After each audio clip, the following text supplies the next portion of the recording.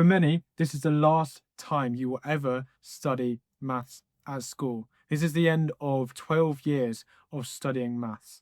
Even if you're taking maths at A-level, this exam is really, really important. So let's push for it. It's the final maths exam, okay? You really want to end strong. You will not get the chance to do this again unless you resit, and ideally you don't resit, okay? We don't want you to resit. So in this video, I'm going to be giving you guys my final maths paper 3 advice that helped me get a grade 9 in maths. Now, I want to start by offering some reassurance and motivation. My motivation is, this is it, right? This is your last chance to do well in maths. And maths is a good subject, okay? It's a really important subject, if not the most important subject to show that you can do. So don't stress it if maths is a weaker subject. There's still things you can do, okay? So in terms of grade boundaries, I think a lot of people every year just panic too much about grade boundaries. Have a look. I'll link in the description, past year's grade boundaries. It never changes by that much, okay? I remember when I was doing my exams, everyone thought the grade boundaries were going to be so high.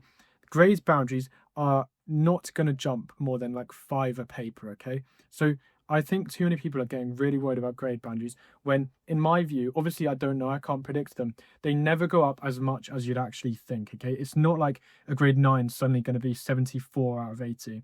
Okay, grade 9, you can almost always guarantee grade 9, 72, 70 out of 80. So they're not going to jump up ridiculously high. And even if they do, it's out of your control. You've just got to perform the best that you can. But I think a lot of people online get fixated by the people online who are the most visible tend to be the most like academically high achieving.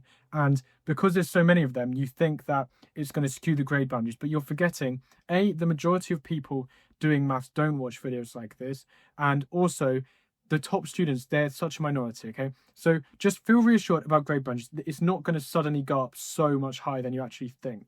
Now, the main thing I want to say for paper 3 is predictions.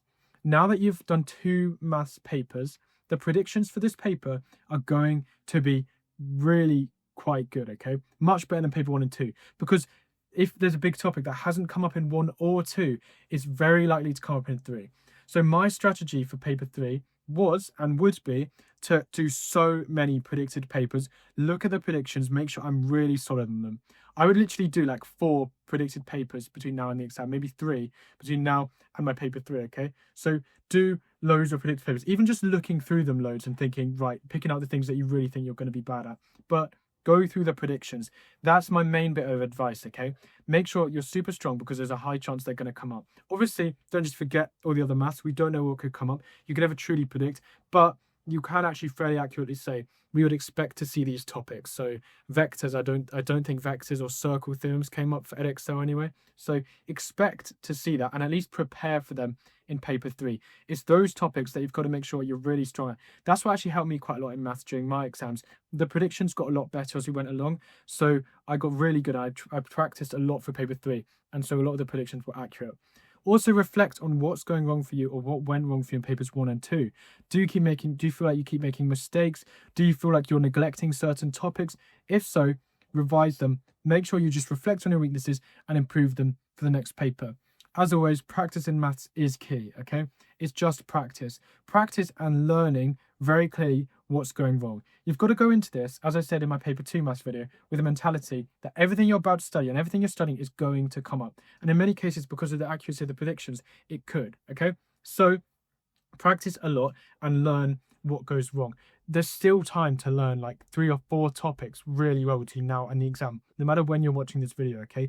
Even if it's just quickly skimming through a video on YouTube and walking you through random topics you haven't really seen before, do it. I think a lot of students just leave some topics blank that they don't really know about. Iteration's a really common one, transforming graphs. Often these things aren't too hard, but if you just watch a video on it, if you neglect it, you're not going to learn it at all. You could just watch a video on it and see how many marks that you can pick up.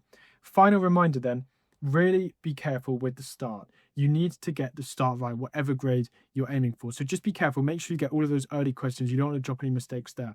I hope that video was helpful. We really are nearing the end of GCSEs now. So thanks everyone for all your support. And yeah, this is it. This is the final few exams, the final push.